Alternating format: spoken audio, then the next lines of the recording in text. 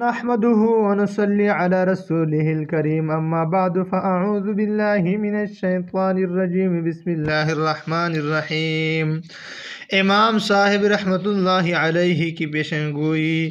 ایک مرتبہ بادشاہ وقت منصور نے حکم جاری کیا کہ امام ابو حنیفہ رحمۃ اللہ علیہ، سفیان ثوری، مسعر بن قدام اور قاضی شریک کو گرفتار کر کے ہمارے سامنے پیش کیا جائے تاکہ ان میں سے کسی کو عہدہ قضا پر فائز کیا جائے۔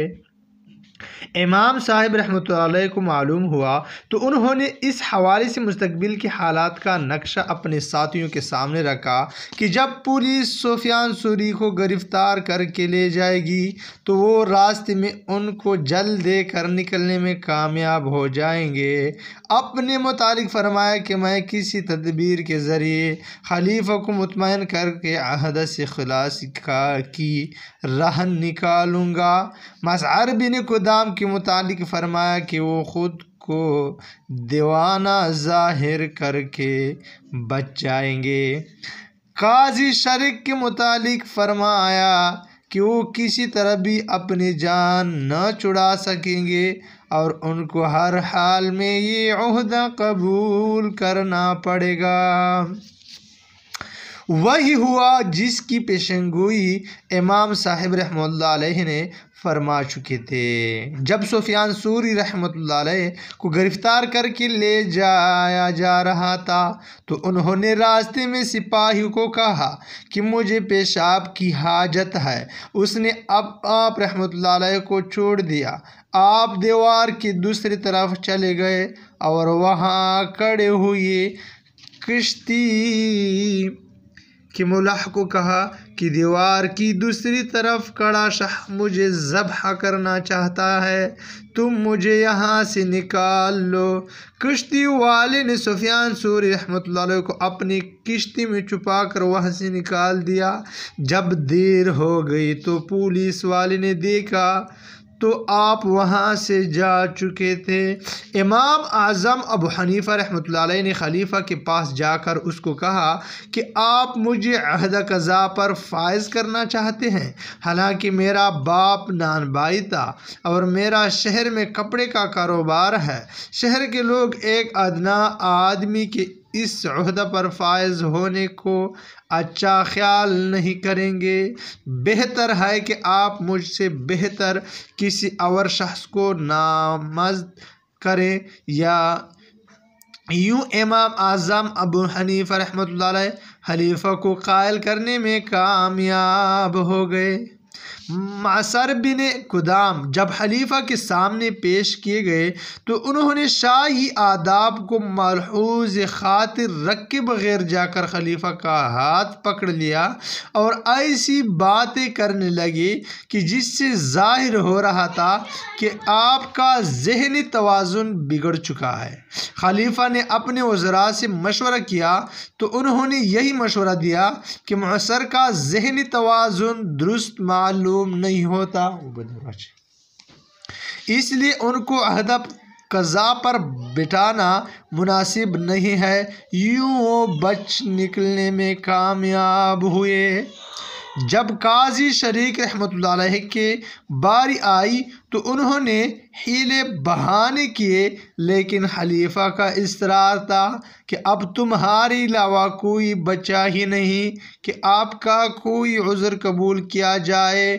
آخر میں قاضی صاحب رحمہ اللہ علیہ نے دماغی ضعف کی شکایت کی تو خلیفہ نے کہا کہ میں آپ کے لیے فالودہ میں روغن بادام ملا کر پلانے کا حکم جاری کر دوں گا تاکہ آپ کا یہ ضعف دور ہو جائے۔ قاضی صاحب نے بھی شرط عائد کی کہ وہ عدل و انصاف قائم کریں گے اور شاہی دربار اور اس سے متعلق لوگوں کا بھی خیال نہ رکھیں گے۔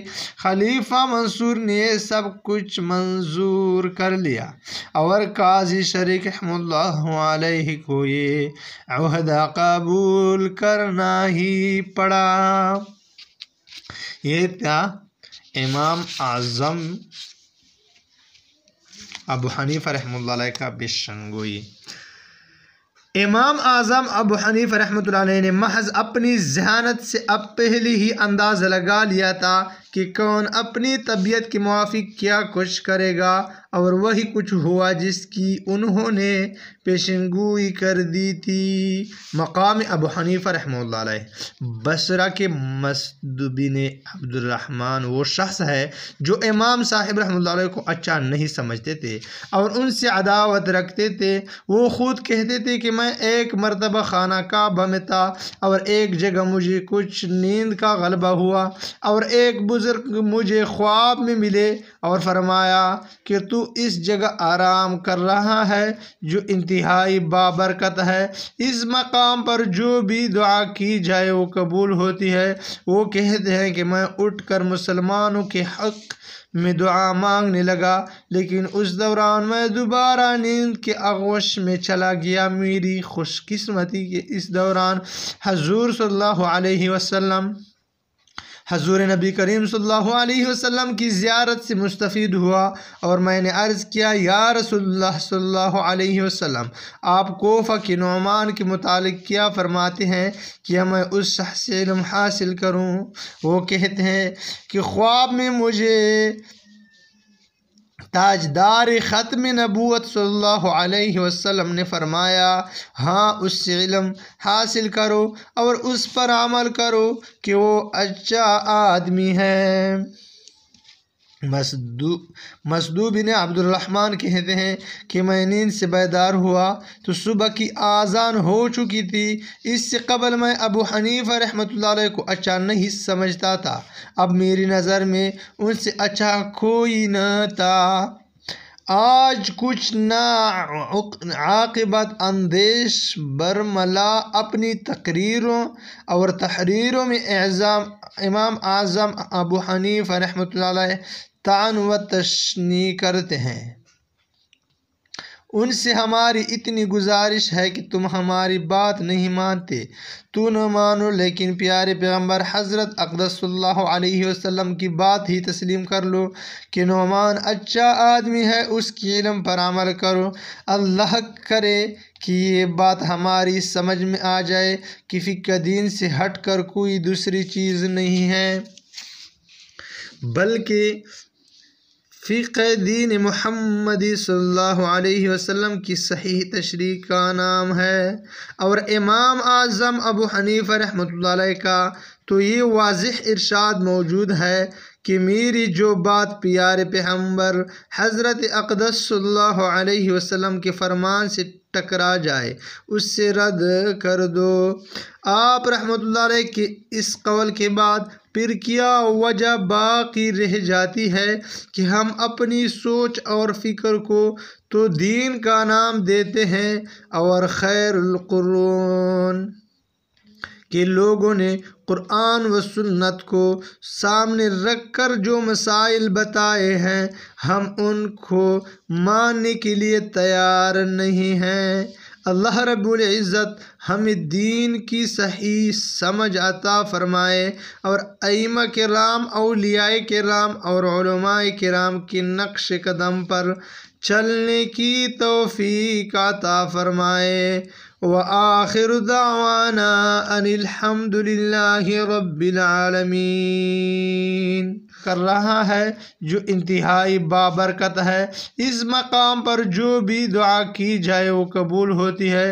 وہ کہتے ہیں کہ میں اٹھ کر مسلمانوں کے حق میں دعا مانگنے لگا، لیکن اس دوران میں دوبارہ نیند کے آغوش میں چلا گیا۔ میری خوش قسمتی کہ اس دوران حضور صلی اللہ علیہ وسلم حضور نبی کریم صلی اللہ علیہ وسلم کی زیارت سے مستفید ہوا اور میں نے عرض کیا، یا رسول اللہ صلی اللہ علیہ وسلم، آپ کوفہ کے نعمان کے متعلق کیا فرماتے ہیں کہ میں اس شخص سے علم حاصل کروں؟ وہ کہتے ہیں کہ خواب میں مجھے تاجدار ختم نبوت صلی اللہ علیہ وسلم نے فرمایا، ہاں اس سے علم حاصل کرو اور اس پر عمل کرو کہ وہ اچھا آدمی ہے۔ مسدو بن عبد الرحمن کہتے ہیں کہ میں نیند سے بیدار ہوا تو صبح کی آذان ہو چکی تھی۔ اس سے قبل میں ابو حنیفہ رحمۃ اللہ علیہ کو اچھا نہیں سمجھتا تھا، اب میری نظر میں ان سے اچھا کوئی نہ تھا۔ آج کچھ نا عاقبت اندیش برملا اپنی تقریروں اور تحریروں میں امام اعظم ابو حنیفہ رحمۃ اللہ علیہ طعن و تشنیع کرتے ہیں۔ ان سے ہماری اتنی گزارش ہے کہ تم ہماری بات نہیں مانتے تو نہ مانو، لیکن پیارے پیغمبر حضرت اقدس اللہ علیہ وسلم کی بات ہی تسلیم کر لو کہ نعمان اچھا آدمی ہے، اس کی علم پر عمل کرو۔ اللہ کرے کہ یہ بات ہماری سمجھ میں آ جائے کہ فقہ دین سے ہٹ کر کوئی دوسری چیز نہیں ہے، بلکہ فقہ دین محمدی صلی اللہ علیہ وسلم کی صحیح تشریح کا نام ہے۔ اور امام اعظم ابو حنیفہ رحمۃ اللہ علیہ کا تو یہ واضح ارشاد موجود ہے کہ میری جو بات پیارے پیغمبر حضرت اقدس صلی اللہ علیہ وسلم کے فرمان سے ٹکرا جائے اس سے رد کر دو۔ آپ رحمۃ اللہ علیہ کے اس قول کے بعد پھر کیا وجہ باقی رہ جاتی ہے کہ ہم اپنی سوچ اور فکر کو تو دین کا نام دیتے ہیں، اور خیر القرون کے لوگوں نے قرآن و سنت کو سامنے رکھ کر جو مسائل بتائے ہیں ہم ان کو ماننے کے لیے تیار نہیں ہیں۔ اللہ رب العزت ہمیں دین کی صحیح سمجھ عطا فرمائے اور ائمہ کرام، اولیاء کرام اور علماء کرام کے نقش قدم پر چلنے کی توفیق عطا فرمائے۔ وآخر دعوانا ان الحمد للہ رب العالمین۔